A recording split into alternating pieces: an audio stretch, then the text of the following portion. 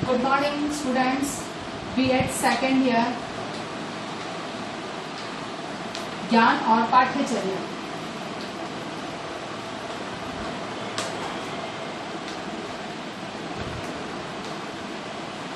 ज्ञान और पाठ्यचर्या विषय के अंतर्गत आज हम देखेंगे जॉन डेवी को, क्योंकि हम अभी तक हमने शिक्षा दर्शन में बाल केंद्रित शिक्षा के दृष्टिकोण से विभिन्न विचारकों के, चिंतकों के दर्शन को हमने देखा। अब तक हम लोग गांधी जी और रविंद्रनाथ टैगोर के दर्शन को हम देख चुके हैं कि उनके दृष्टिकोण में शिक्षा क्या है और वो किस तरह की शिक्षा की परिकल्पना करते हैं। आज हम देखेंगे जॉन डेवी। आज का जो प्रकरण है हमारा जॉन डेवी का शिक्षा दर्शन। जॉन डेवी ने शिक्षा के बारे में क्या विचार, क्योंकि एक तरह से ये कहा जाए कि शिक्षा के बारे में एक बहुत उन्नत कोटि के बहुत प्रभावी जो विचार सामने रखे गए थे वो सबसे पहले जॉन डेवी के माध्यम से या जॉन डेवी ने रखे थे। अगर पाश्चात्य विचारकों की अगर हम बात करते हैं तो जॉन डेवी ने शिक्षा का जो मूल आधार है, यानी कि शिक्षा का आधार उन्होंने सामाजिक प्रक्रिया को माना है। यानी कि शिक्षा जो है उनके दृष्टिकोण से जो इसका मूल आधार है वो सामाजिक प्रक्रिया है, अर्थात कि समाज के अंतर्गत ही घटित होने वाली जो शिक्षा है वही उनकी दृष्टिकोण से शिक्षा माना है।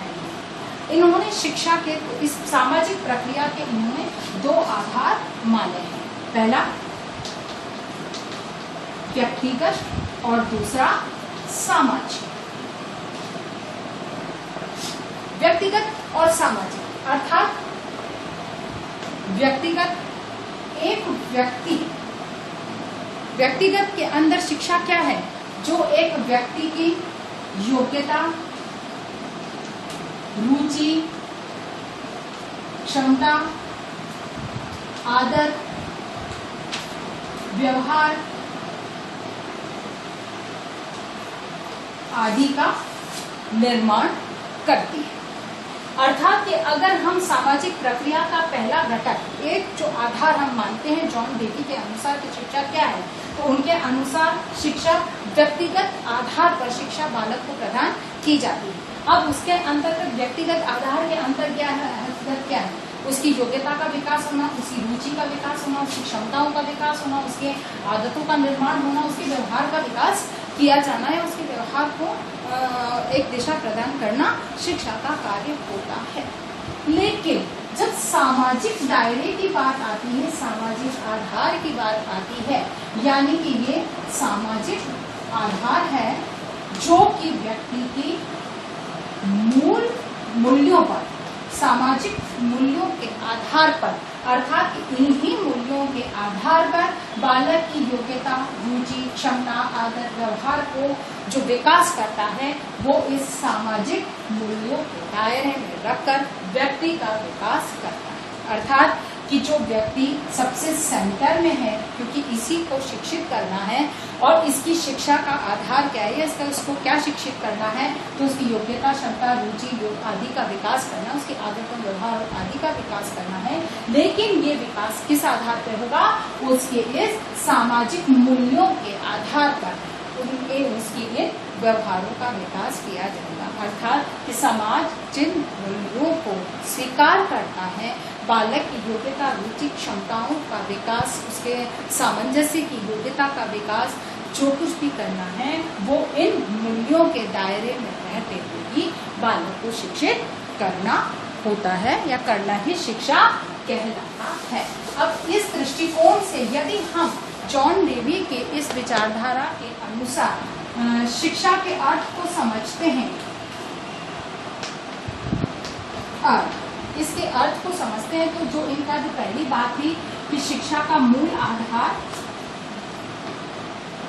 आधार के दो भाग हैं, व्यक्तिगत और सामाजिक।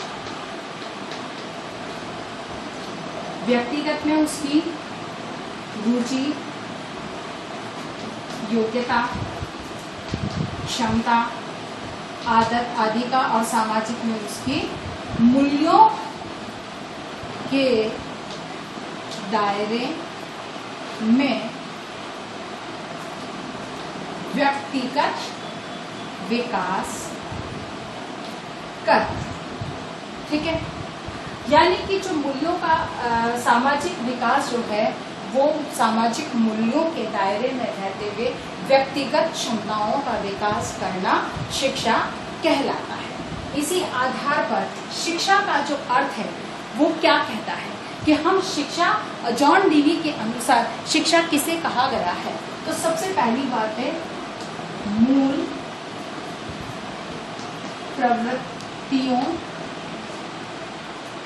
का विकास, यानी कि व्यक्ति की जो मूल प्रवृत्तियां हैं, मनोवैज्ञानिक ऐसा मानते हैं कि जब बालक जन्म लेता है तब उसकी मूल प्रवृत्ति पशुवत ही होती है। अब इन पशुवत प्रवृत्तियों का विकास किस दायरे में? नियंत्रित तरीके से, यानी कि व्यक्ति अपने इन व्यक्तिगत जो मूल प्रवृत्तियां हैं उनका इस तरह से विकास करे कि वो नियंत्रित व्यवहार के माध्यम से अपने व्यवहार को समाज के मूल्यों के अनुरूप परिवर्तित कर सके, या मूल्यों के अनुरूप इनका मूल प्रवृत्तियों को दिशा प्रदान कर सके। दूसरी बात जो है वो बालक की आ जाती है सामाजिक प्रक्रिया।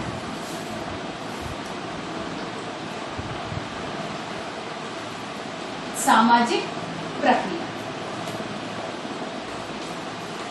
यानी कि शिक्षा जो है वो एक सामाजिक प्रक्रिया है, अर्थात कि व्यक्ति को वो समाज का एक प्राणी किस तरह से बनाया जाता है या उसे किस प्रकार के सामाजिक प्राणी के रूप में व्यवहार करना है, किस प्रकार से वो सामाजिक मूल्यों का पालन करना है, इसका प्रशिक्षण प्रदान किया जाता है शिक्षा के माध्यम से। इसीलिए शिक्षा सामाजिक प्रक्रिया कहलाता है। तीसरा है छात्र का विकास, यानी कि शिक्षा जो प्रक्रिया है वो छात्र का विकास करती है, यानी कि बालक की जितनी भी ये व्यक्तिगत क्षमताएं हैं इनके विकास में सहयोग करती है, बालक के शारीरिक विकास में सहयोग प्रदान करती है। अर्थात कि शिक्षा क्या है? जो बालक का विकास कर सके वही शिक्षा कहलाता है। फिर उसके बाद में है अनुभवों का पुनर्निर्माण। अनुभवों का पुनर्निर्माण, यानी कि अनुभवों का पुनर्निर्माण भी जो है शिक्षा कहलाता है। अनुभवों का पुनर्निर्माण कैसे? जैसे हमने जीन पियाजे के सिद्धांत में हमने पढ़ा था कि बालक बिल्ली को देखता है और फिर बाद में कुत्ते को देखता है तो वो उस कुत्ते को बिल्ली समझता है, लेकिन बाद में उसका क्लेरिफिकेशन होता है, उसको बताया जाता है कि बिल्ली कैसी होती है और कुत्ता कैसा होता है, तब बालक का एक नया अनुभव निर्मित होता है कि ये बिल्ली है और ये कुत्ता है। अर्थात कि इसी तरह से अनुभवों का पुनर्निर्माण होता है कि वो किसी चीज को समझता है, ज्ञान को अर्जित करता है और उसका अनुभव का निर्माण होता है या नए अनुभवों को वो अर्जित करता है। फिर बाद में है साध्य से साधन महत्वपूर्ण। साध्य से साधन महत्वपूर्ण है, अर्थात कि यहाँ पर शिक्षा जो है वो एक साध्य से की तुलना में अधिक साधन के रूप में अधिक महत्वपूर्ण है।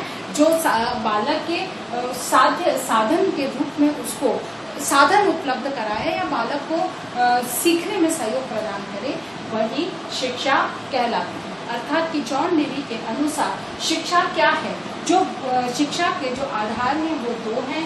व्यक्तिगत और सामाजिक प्रक्रिया माना है जिसके मूल दो आधार हैं, व्यक्तिगत और सामाजिक। व्यक्तिगत में व्यक्ति की व्यक्तिगत क्षमताओं का विकास होता है और सामाजिक में उन सामाजिक मूल्यों के दायरे में रहकर उसकी व्यक्तिगत क्षमताओं का विकास किया जाता है। इसी आधार पर शिक्षा का जो अर्थ है उसके अनुकूल शिक्षा वह है जो व्यक्ति की मूल प्रवृत्तियों का विकास कर उसको नियंत्रित रूप से प्रदर्शित करने का अवसर दें।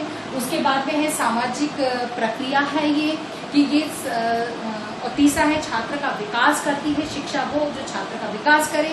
साध्य से साधन अधिक महत्वपूर्ण है और शिक्षा वो जो बालक के अनुभव का पुनर्निर्माण कर सके, वही शिक्षा कहलाती है। शिक्षा के उद्देश्यों की जहां तक बात आती है कि जॉन डेवी के अनुसार शिक्षा के उद्देश्य क्या हैं?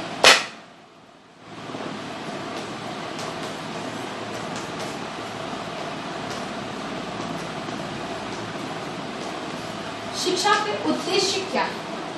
क्योंकि जब हम शिक्षा की बात कर रहे हैं तो निश्चित है कि इसका उद्देश्यपूर्ण शिक्षा का होना अनिवार्य है। तो सबसे पहला उद्देश्य है अनुभवों का पुनर्निर्माण।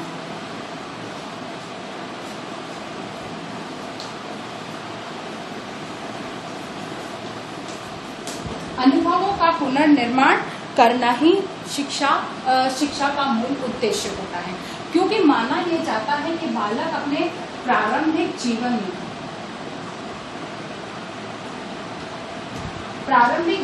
के 2.5 से 3 साल की आयु तक बालक अपने जिंदगी का एक तरह से कहा जाए 75 से 90% ज्ञान हासिल कर लेता है।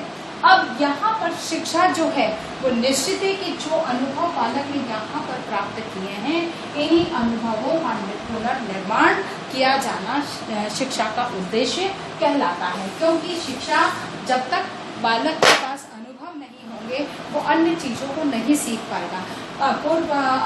पुनर्निर्माण यानी कि इसके पहले के जो अनुभव हैं वो पूर्व ज्ञान कहला सकते हैं, जिनको हम पूर्व ज्ञान कह सकते हैं। अर्थात कि बालक को जो पूर्व में ज्ञान है उसके आधार पर अब वो नवीन ज्ञान को कैसे हासिल करेगा, अर्थात उसके अनुभवों का पुनर्निर्माण करना शिक्षा का उद्देश्य कहलाता है। उसके बाद में है वातावरण के साथ अनुकूलनता।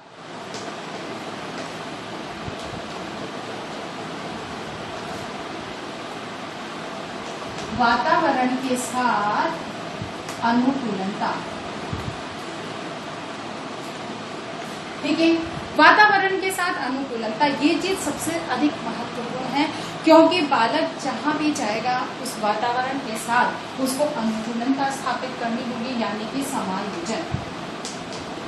हालांकि अनुकूलनता और समायोजन में कुछ अंतर है, पर यहाँ हम इस चीज को इस दृष्टिकोण से समझ सकते हैं, क्योंकि आप जहाँ जा रहे हैं उस जगह के वातावरण के साथ में स्वयं को नहीं ढालेंगे तो आप उस चीज को नहीं सीख सकते हैं। इसीलिए शिक्षा का जो उद्देश्य है वो बालक में वातावरण के साथ अनुकूलन कर लेने की क्षमता या योग्यता का प्रशिक्षण प्रदान करने के लिए शिक्षा प्रदान की जानी चाहिए या उसका उद्देश्य होना चाहिए। उसके बाद में है सामाजिक कुशलता। तीसरी बात जो आती है वो आती है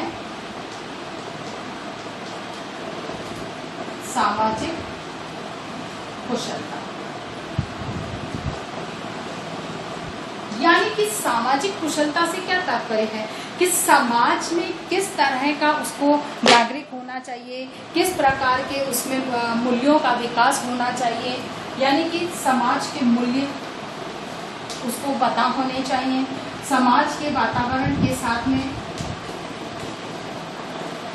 साथ समायोजन करें, अर्थात कि समाज कैसा व्यक्ति चाहता है, एक किस तरह के नागरिक की कल्पना करता है, ऐसे नागरिक का निर्माण करने का कार्य शिक्षा का होता है। इसीलिए सामाजिक कुशलता, सामाजिक गुणों का विकास करना शिक्षा का उद्देश्य होना चाहिए। चौथी बात है उद्देश्यपूर्ण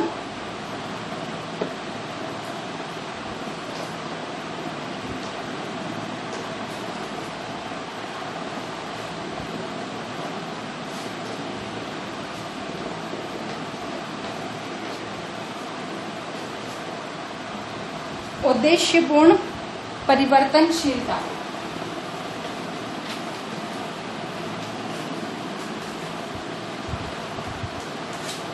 यानी कि परिवर्तन प्रकृति का नियम है, व्यक्ति को परिवर्तित होना ही है। अर्थात परंपरागत जैसी व्यवस्थाएं हैं हम उन्हें नहीं स्वीकार, उनको लेकर या उनसे चिपके रहकर हम आगे नहीं बढ़ सकते हैं। अर्थात हमें बढ़ने के लिए परिवर्तन को स्वीकार करना होगा।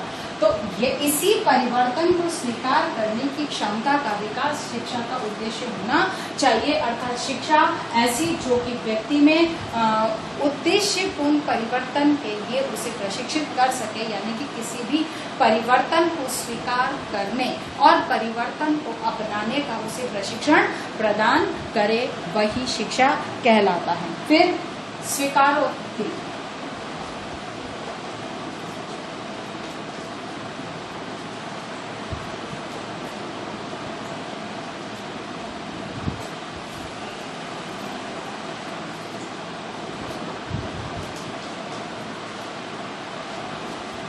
स्वीकारात्मक नैतिक।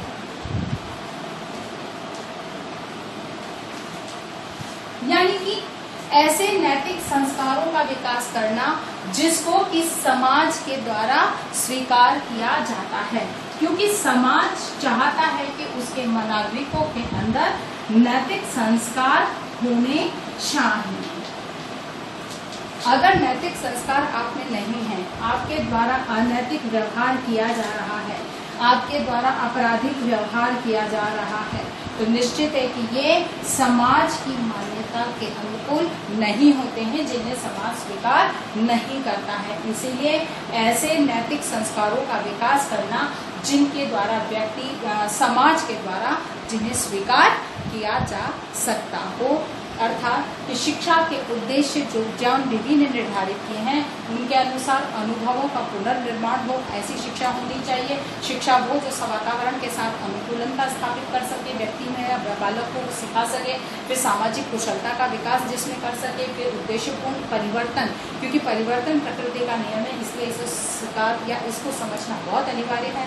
अर्थात शिक्षा का उद्देश्य परिवर्तनशीलता होना चाहिए और शिक्षा का उद्देश्य नैतिक संस्कारों का विकास होना चाहिए। अब इस आधार पर आगे जब हम देखते हैं कि जब उद्देश्य की बात आती है तो निश्चित है कि उद्देश्य के आधार पर शिक्षा का स्वरूप निर्धारित होना चाहिए और उसमें शिक्षा का पाठ्यक्रम जॉन डेवी के अनुसार शिक्षा में पाठ्यक्रम कैसा होना चाहिए। तो सबसे पहली चीज है रुचिपूर्ण पाठ्यक्रम।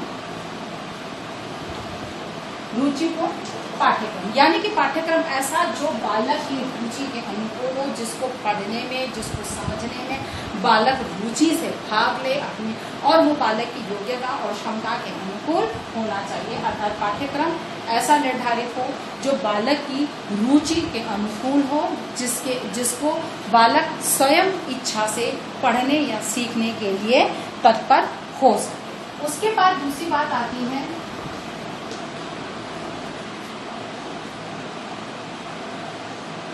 उपयोगी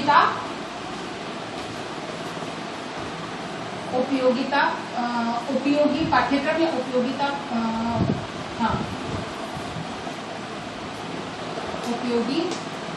पाठ्यक्रम, यानी कि पाठ्यक्रम में उपयोगिता का होना बहुत अनिवार्य है, या यूँ कहा जाए कि उपयोगिता का सिद्धांत का पालन करना बहुत अनिवार्य है, क्योंकि पाठ्यक्रम में जो कुछ भी सिखाया जाए वो बालक के भावी जीवन में उपयोग में आने लायक हो या उपयोग कर सके। यानी कि अगर बालक अपने प्राप्त ज्ञान का उपयोग नहीं कर सकता, प्राप्त ज्ञान का उपयोग अगर बालक नहीं कर सकता है, अब जैसे कक्षा के अंदर उसने सीखा और वातावरण में या समाज में जाकर उसका उपयोग करना है, अगर वो इस ज्ञान का उपयोग नहीं कर सकता है तो इस शिक्षा का उसके लिए कोई औचित्य नहीं रह जाता है, कोई उपयोगिता नहीं, कोई अर्थ ही नहीं रह जाता है। इसीलिए पाठ्यक्रम ऐसा हो जो उपयोगिता के सिद्धांत पर आधारित होना चाहिए, क्योंकि उपयोगिता का सिद्धांत का पालन अगर इसमें नहीं किया जाता है तो निश्चित है कि उसमें बहुत सारी ऐसी विषय वस्तु को सम्मिलित कर लिया जा सकता है जो कि बालक के जीवन में किसी भी एक प्रभावी ढंग से किसी भी तरह से उपयोग में नहीं आ सकती है। इसलिए पाठ्यक्रम ऐसा होना चाहिए जिसमें हर क्षेत्र में वो जहाँ भी जाए उसके पाठ्यक्रम की कोई न कोई ज्ञान की जो बात है वो किसी न किसी उपयोग में आ सके या उसके जीवन के विकास में उसका सहयोग प्रदान कर सके। तीसरा जो पाठ्यक्रम है वो क्रियाशीलता के सिद्धांत पर आता है। तीसरा है क्रियाशीलता का सिद्धांत, यानी कि पाठ्यक्रम में क्रियाशीलता के सिद्धांत का पालन किया जाना आवश्यक है। क्रियाशीलता यानी कि क्रियात्मक अनुभव, जिसका कि समर्थन गांधी जी ने और टैगोर ने दोनों ने किया था कि बालक को शिक्षा या पाठ्यक्रम इस तरह का होना चाहिए जिसमें कार्य का अनुभव बालक को प्राप्त हो सके, क्योंकि अगर बालक स्वयं किसी कार्य को करके अगर अनुभव प्राप्त नहीं करता है तो वो ज्ञान स्थायी नहीं होता है। इसीलिए स्थायी ज्ञान के लिए कार्य का अनुभव होना अनिवार्य है,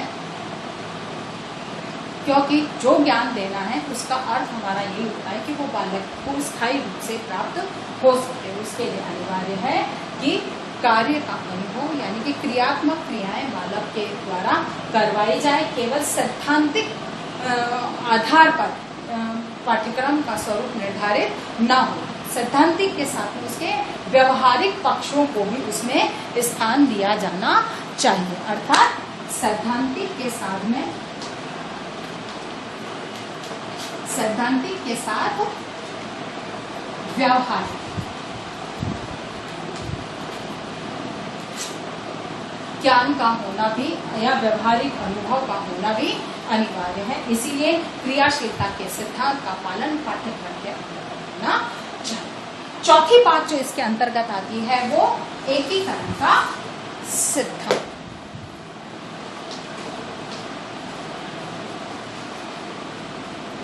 एकीकरण का सिद्धांत, ठीक है। एकीकरण का सिद्धांत क्या कहता है कि एकीकरण के अंतर्गत शिक्षा जो भी है पाठ्यक्रम ये माना जाता है कि ज्ञान सर्वत्र उपस्थित है।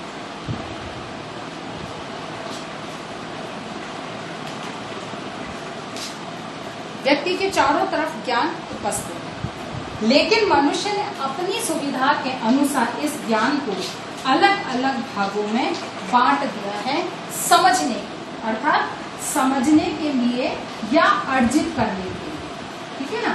तो उसको अलग अलग भागों में बांटा है। अन्यथा अगर देखा जाए तो ये पूरा एक ही है जो इस ज्ञान के रूप में हमारे चारों तरफ वातावरण में उपलब्ध उपस्थित होता है। इसीलिए जो भी पाठ्यक्रम निर्धारित किया जाए या पाठ्यक्रम विषय वस्तु निर्धारित की जाए उसमें इस बात को ध्यान में रखा जाए कि उसमें एकीकरण का सिद्धांत समाहित हो, जिसमें कि आप किसी एक चीज को पढ़ा रहे हो तो उसका संबंध दूसरे से होना चाहिए, अर्थात कि सह संबंध की समस्त संभावनाएं इसके अंदर उपस्थित होनी चाहिए। आशा करती हूँ मेरी बात जॉन डेवी के शिक्षा के अर्थ, उद्देश्य और पाठ्यक्रम की जो है सिद्धांत आज हमने इसके बारे में पढ़ा है आपको समझ में आया होगा। कल हम जॉन डेवी के शिक्षा के अनुशासन, छात्र अध्यापक के संबंध, शिक्षा को देन क्या है उसके बारे में अध्ययन करेंगे। इसी के आधार पर आपको आज एक प्रश्न करना है कि जॉन डेवी के अनुसार शिक्षा के अर्थ को स्पष्ट करते हुए उनके उद्देश्य और पाठ्यक्रम को स्पष्ट कीजिए। धन्यवाद।